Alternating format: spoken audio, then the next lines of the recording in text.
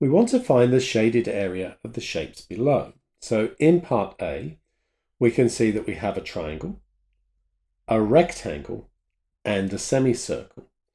So our total area is going to be the area of the triangle added to the area of the rectangle added to the area of the semicircle. So let's deal with the triangle first. The base is 4. The height would be 6, the same as this one over here. So that one is going to be 4 times 6 divided by 2. For the rectangle, we've got a length of 8 and a width of 6.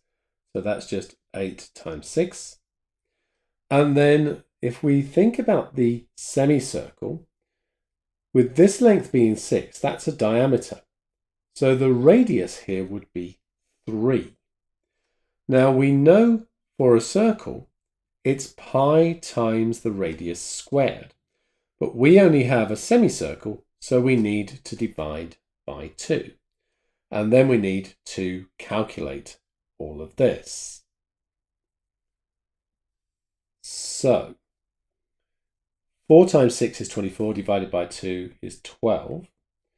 8 times 6 is 48. And then we've got the semicircle. That's going to be pi times 3 squared divided by 2. And so that gives me 74.137 and so on.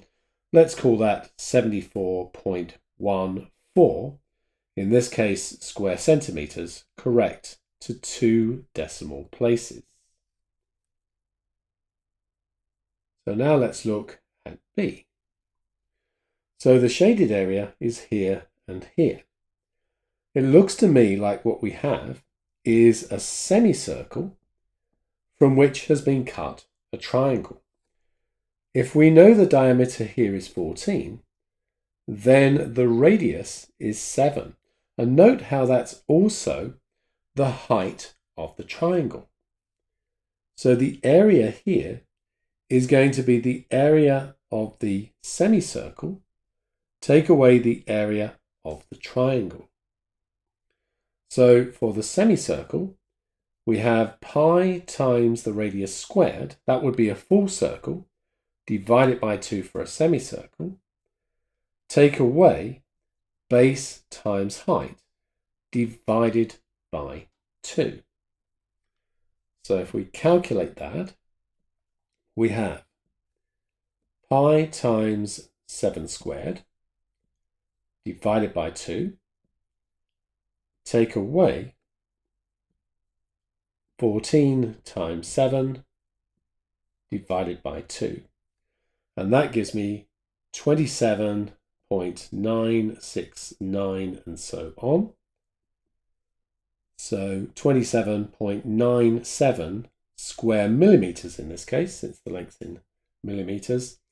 And that's correct to 2 decimal places.